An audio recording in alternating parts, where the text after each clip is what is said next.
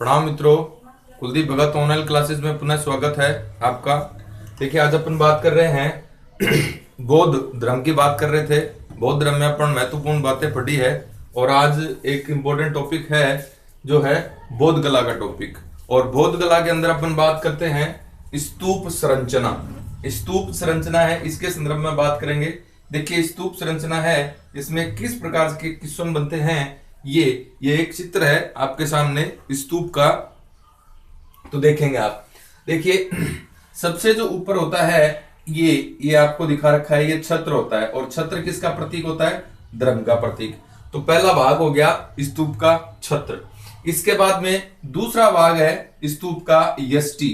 इस छत्र को रोकने के लिए एक लोहे की रोड का सहारा लिया जाता है, यानी छत्र को सहारा देने के लिए उसे क्या कहते हैं? यष्टि कहते हैं। इसके बाद में एक होता है हर्मिका।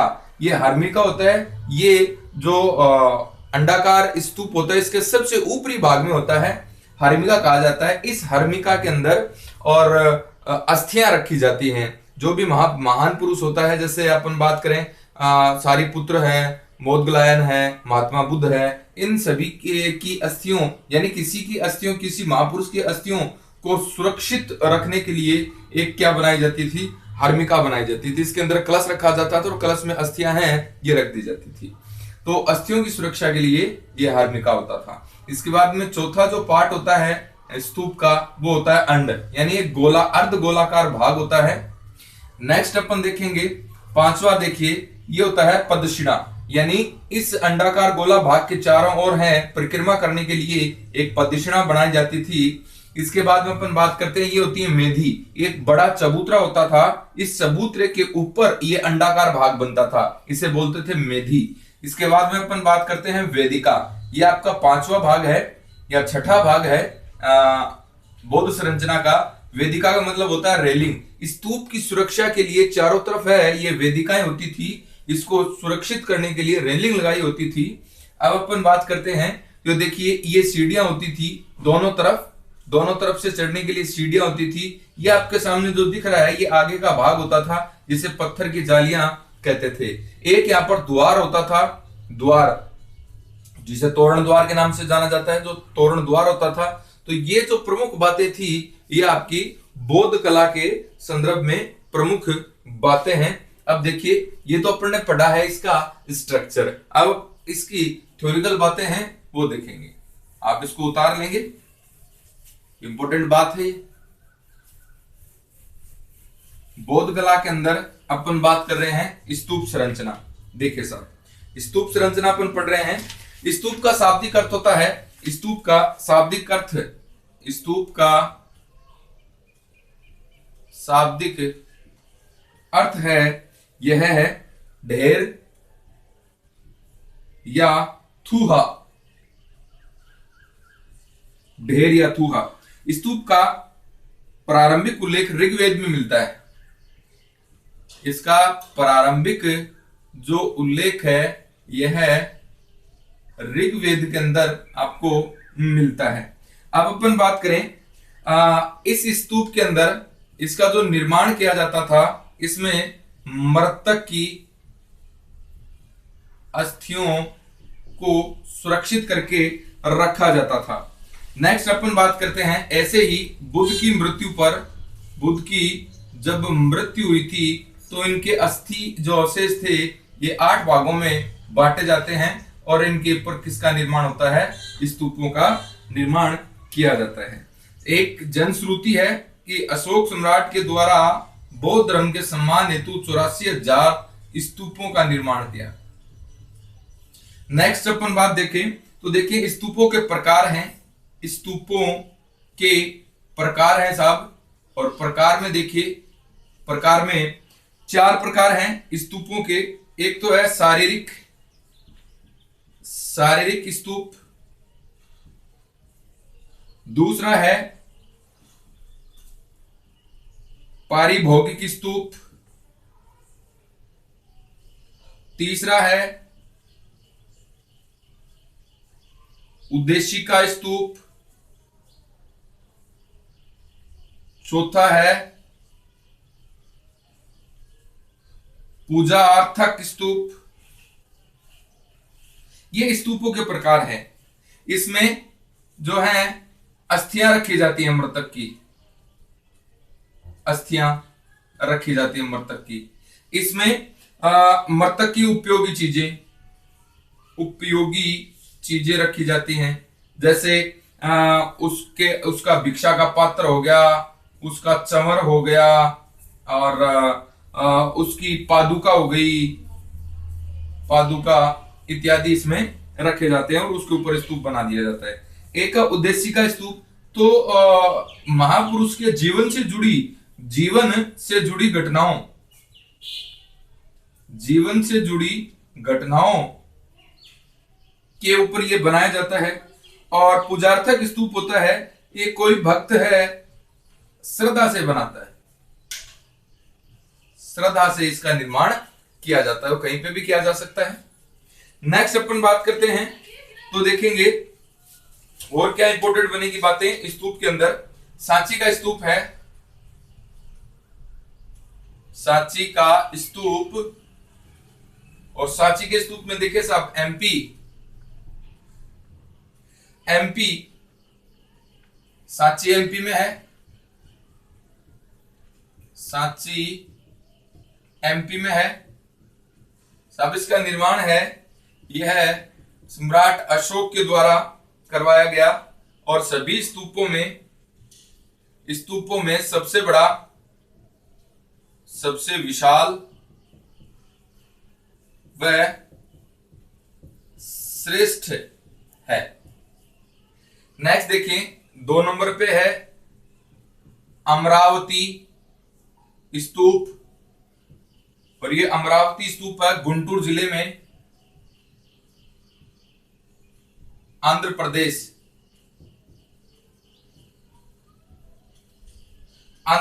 में।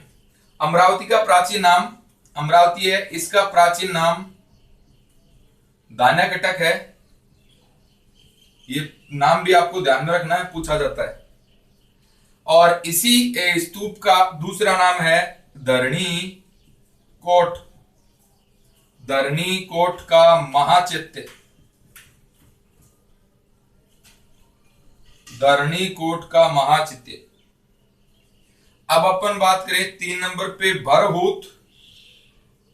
भरहूत का स्तूप, भरहूत का स्तूप है, ये देखेंगे अपन सतना एमपी में है, सतना एमपी के अंदर है, और सर्वाधिक प्राचीन स्तूप है, सर्वाधिक प्राचीन स्तूप है, और इसकी खोज है, यह 1873 में अलेक्जेंडर कनिंघम ने की थी। अलेक्जेंडर कनिंघम ने की थी।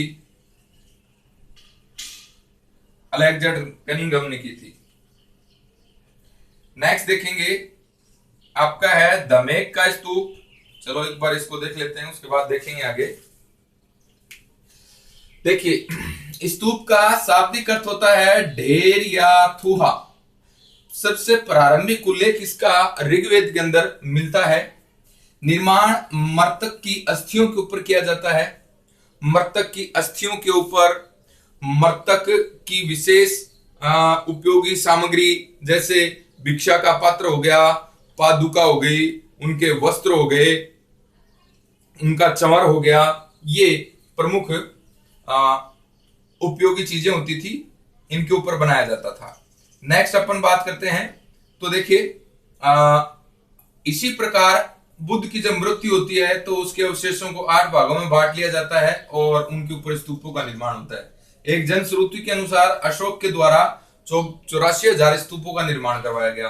स्तूपों के 4 प्रकार हैं। एक तो शारीरिक स्तूप है, जिसमें मृतक की अस्थियां रखी जाती हैं। एक पारिभोगिक स्तूप है, इसके अंदर मृतक की उपयोगी सामान रखा जाता है, जैसे भिक्षा का पात्र हो गया, चंवर हो गया, पादुका हो गई, उसके वस्त्र हो गए, कपड़े हो गए, ये सारे अपन बात करते हैं इसमें पारिभोगिक स्तूप के अंदर।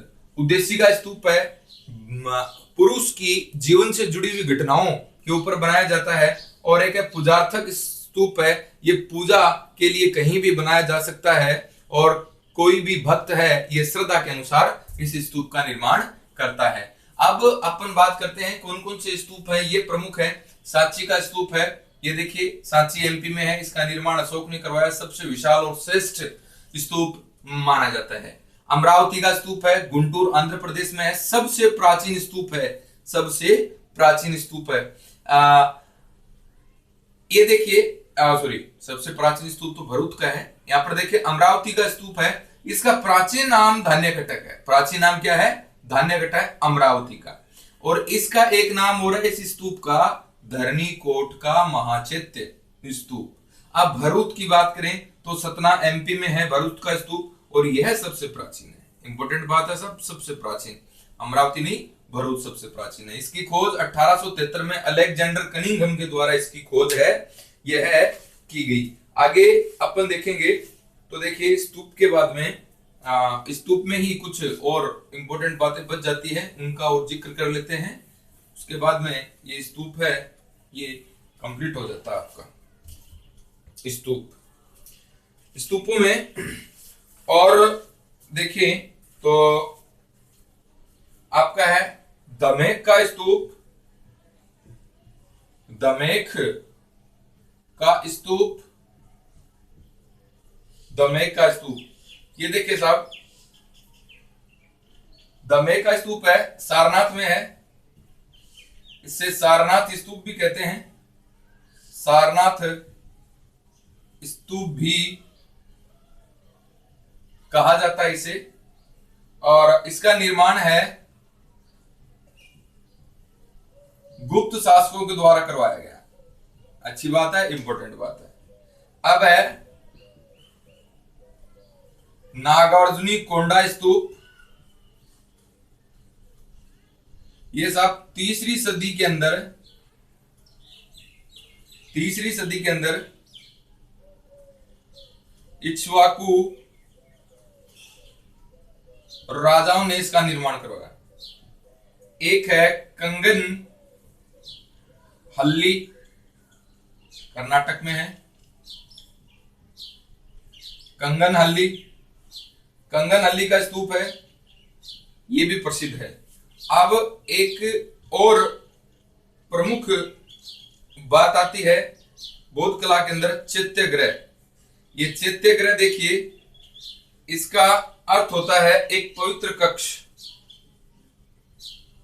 एक पवित्र कक्ष या पूजाघर,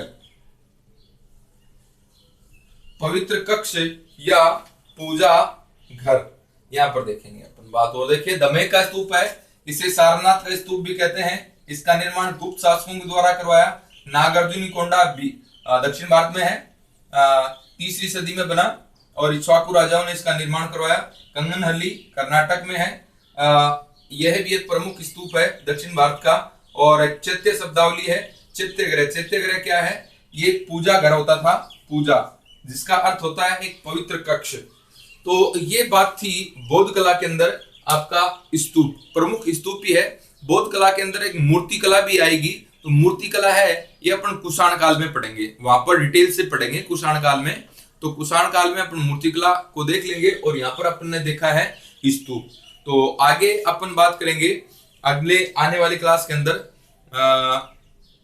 बौद्ध जो धर्म है ये भारत से बाहर कहां कहां फैला, कब कब फैला, किसके द्वारा फैला, इसकी बात करेंगे। धन्यवाद।